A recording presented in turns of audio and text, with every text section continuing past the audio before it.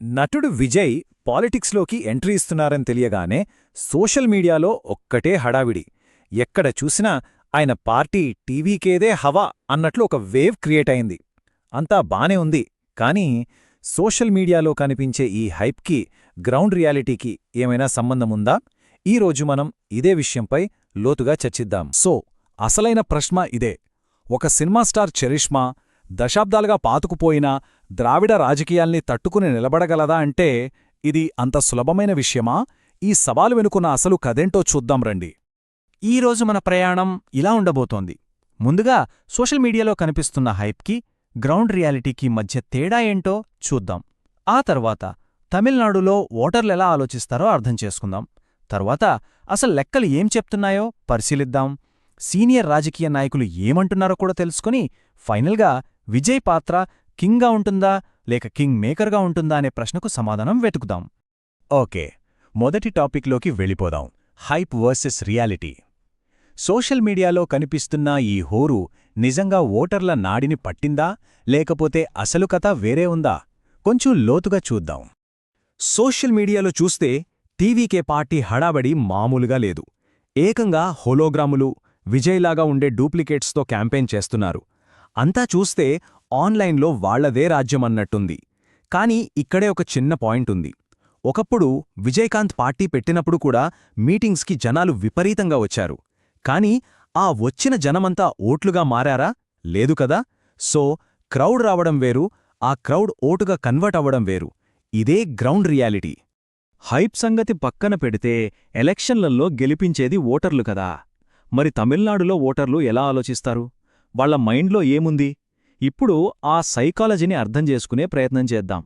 తమిళనాడు ఓటర్లను మనం సింపుల్గా 3 కేటగిరీలుగా చూడొచ్చు. మొదటి రకం తరతరాల ఓటర్లు. వీళ్లు పుట్టినప్పటినుంచి డిఎంకే లేదా ఏఐఏడిఎంకేకి మాత్రమే ఓటు వేసేవాళ్లు.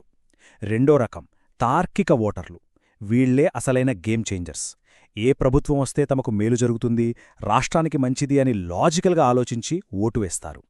ఇక మూడో రకం గుడ్డి అభిమానులు. వీళ్లు హీరో మీద అభిమానంతో ఉంటారు. సోషల్ మీడియాలో కనిపించే హంగామా అంతా వీరిదే. కాని ఈ అభిమానం ఓటుగా మారుతుందా అనేది పెద్ద ప్రశ్న. ఉదాహరణకి భాస్కర్ అనే ఒక ఆటో డ్రైవర్ని తీసుకుందాం. అతను విజయ్కి వీరాభిమాని. కాని ఓటు ఎవరికి వేస్తావని అడిగితే అతను నా ఫేవరెట్ హీరో, కాని అభిమానం వేరు, ఓటు వేరు, ఆయనకు రాజకీయ అనుభవం లేదు అని చాలా క్లియర్గా చెప్పాడు. డిఎంకే ప్రభుత్వం నుంచి హౌసింగ్ స్కీమ్ బెనిఫిట్ పొందుతున్నాడు కాబట్టి లాజికల్గా ఆలోచించి తన ఓటు వాళ్లకే అని ఫిక్స్ అయ్యాడు.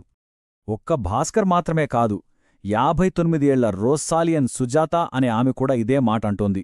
మా పిల్లలు విజయ్కి ఓటు వేయమంటున్నారు, కానీ ఆయనలో ఆ పొలిటికల్ మెచ్యూరిటీ ఎక్కడుంది అని ప్రశ్నిస్తోంది. డిఎంకే ప్రభుత్వం ఇచ్చే నెలనెలా 1000 రూపాయల పథకం తనకందుతోందని, అలాంటప్పుడు అనుభవం లేని వాళ్లకు ఓటేసి ఎందుకు రిస్క్ తీసుకోవాలి అనేది ఆమె వాదన. ఓకే, ఓటర్ల సైకాలజీ ఒకెత్తైతే ఎలక్షన్ మ్యాథ్స్ మరో ఎత్తు. తమిళనాడులో ఎప్పట్నుంచో ఉన్న పార్టీలు ఎందుకు అంత బలంగా ఉన్నాయి? ఆధిపత్యం వెనక ఉన్న అసలు లెక్కలేంటో ఇప్పుడు చూద్దాం. సరే, ఈ ప్రీపోల్ సర్వేని ఒకసారి చూడండి. అసలు వీటిని చూస్తేనే కన్ఫ్యూషన్ స్టార్ట్ అవుతుంది. లోక్ పోలేమో డిఎంకేకి 180+ సీట్లొచ్చేస్తాయి, క్లీన్ స్వీప్ అంటోంది. మరోవైపు కాంతి టీవీ సర్వే చూస్తేమో డిఎంకే ఏఐఏడిఎంకే మధ్య తేడా జస్ట్ 2-3 సీట్లే అని చెప్తోంది. ఇక సత్యం టీవీ సర్వే అయితే అసలైన ట్విస్ట్ ఇచ్చింది. దాదాపు 60 సీట్లలో నెక్ టు నెక్ ఫైట్ ఉంటుందట. అంటే ఫలితం ఎలాగైనా ఉండొచ్చు. ఇక్కడే అసలైన పాలిటిక్స్ మొదలవుతాయి. మన దేశంలో ఉన్న ఈ first past the post system వల్లే ఈ కన్ఫ్యూజన్ అంతా. అంటే గెలవడానికి మీకు మెజారిటీ ఓట్లు రావాల్సిన పని లేదు. మీ పక్కన ఉన్న అభ్యర్థి కంటే ఒక్క ఓటెక్కువస్తే చాలు, మీరే ఎమ్మెల్యే. అందుకే ఓట్లు ఎవరు చీలుస్తున్నారు అనేది చాలా ఇంపార్టెంట్ అయిపోతుంది.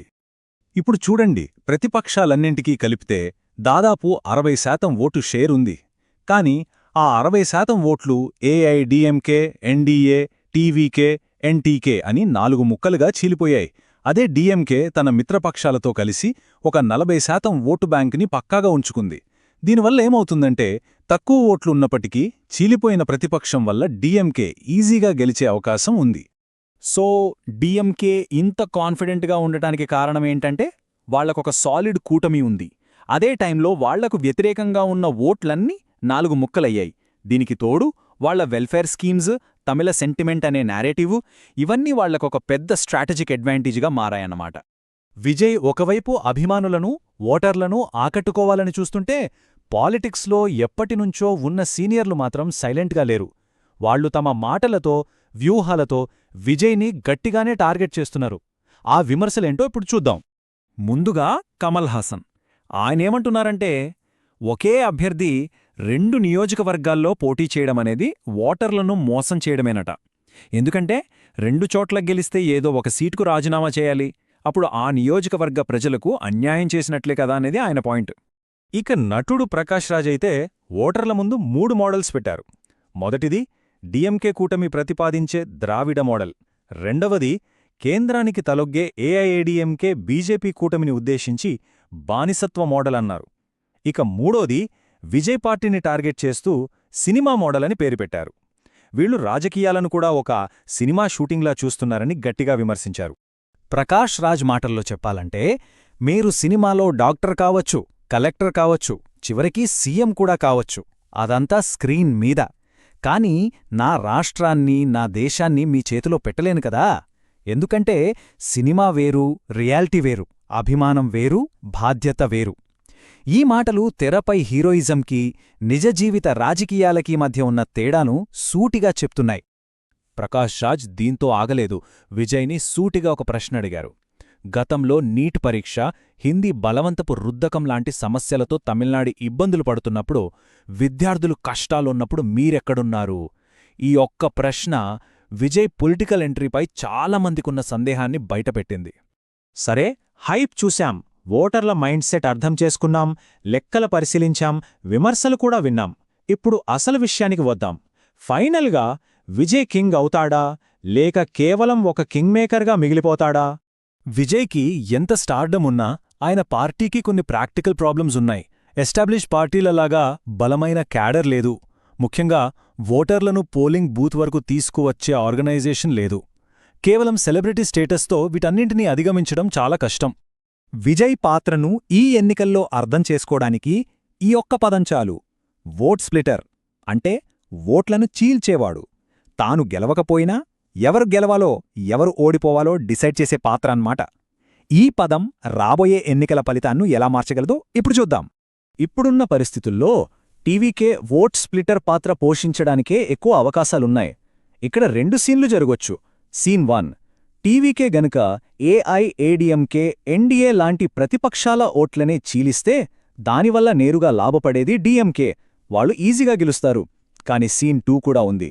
ఒకవేళ టీవీకే మైనారిటీ, యువత, దళితుల ఓట్లను, అంటే డీఎంకే కోర్ ఓటు బ్యాంకును చీలిస్తే అప్పుడు డీఎంకేకి పెద్ద దెబ్బ తగిలి హంగ్ అసెంబ్లీ ఏర్పడొచ్చు. అప్పుడు విజయ్ కింగ్ మేకర్గా మారే ఛాన్స్ ఉంటుంది. సో టేకవే ఏంటంటే, విజయ్ ముఖ్యమంత్రి అవ్వడమనేది ప్రస్తుతానికి దాదాపు అసాధ్యం. కాని ఈ ఎన్నికల అసలు కథ అతను ఫలితాలను మార్చే స్ప్లిటర్గా లేదా కింగ్ మేకర్గా పోషించే పాత్రలోనే ఉంది.